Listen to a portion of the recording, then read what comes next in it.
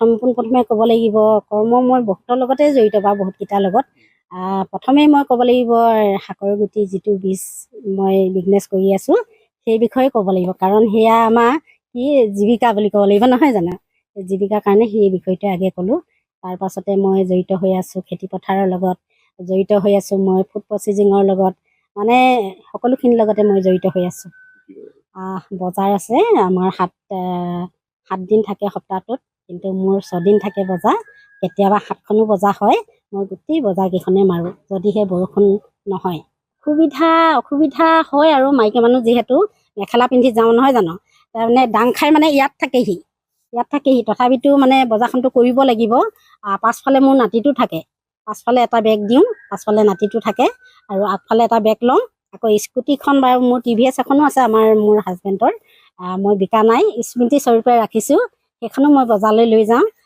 কেতিয়াবা সেইখন নিওঁ, কেতিয়াবা স্কুটি লৈ যাওঁ। তেতিয়া কি কৰোঁ দুফালে 2টা বেগ বান্ধি দিওঁ, তাৰপাছতে আগফালে এটা লওঁ আৰু পিয়া এখন বহিবৰ কাৰণে লাগে নহয়, সেই পিয়াখনো লওঁ আগফালে।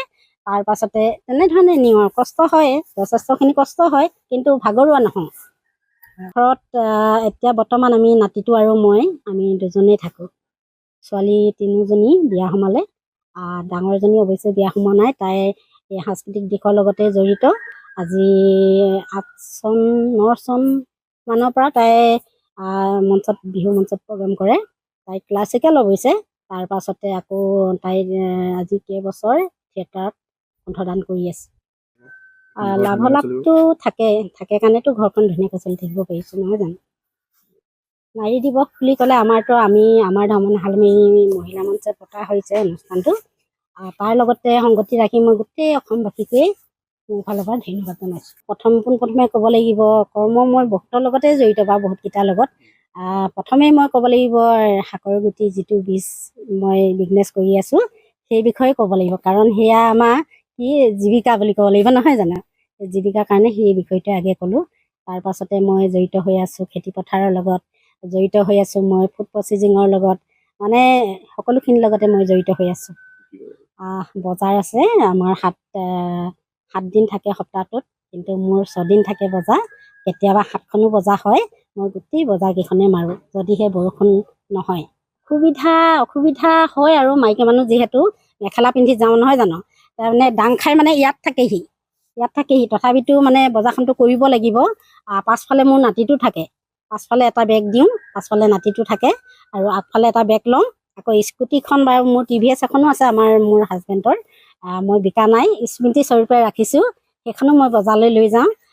কেতিয়াবা সেইখন নিওঁ, কেতিয়াবা স্কুটি লৈ যাওঁ। তেতিয়া কি কৰোঁ দুফালে 2টা বেগ বান্ধি দিওঁ, তাৰপাছতে আগফালে এটা লওঁ আৰু পিয়া এখন বহিবৰ কাৰণে লাগে নহয়, সেই পিয়াখনো লওঁ আগফালে।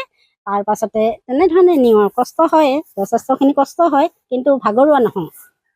ঘৰত এতিয়া বৰ্তমান আমি নাতিটো আৰু আমি দুজনেই থাকোঁ। ছোৱালী 3জনী বিয়া সোমালে।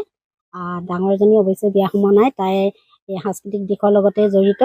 আজি 8 চন 9 চন মানৰ পৰা তাই বিহু মঞ্চত প্ৰগ্ৰেম কৰে। তাই ক্লাছিকেল অৱশ্যে। তাৰপাছতে আকৌ তাই আজি কেইবছৰ থিয়েটাৰত কণ্ঠদান কৰি আছে। লাভালাভটো থাকে কাৰণেতো ঘৰখন ধুনীয়াকৈ চলি থাকিব পাৰিছোঁ নহয় জানো। নাৰী দিৱস বুলি ক'লে আমাৰ ধামনীশালমাৰী মহিলা মঞ্চত পতা হৈছে অনুষ্ঠানটো। তাৰ লগতে সংগতি ৰাখি মই গোটেই অসমবাসীকে মোৰ ফালৰ পৰা ধন্যবাদ জনাইছোঁ। যিকোনো খবৰৰ বাবে যোগাযোগ কৰক 7099017330 লগতে 7099017110 নম্বৰত।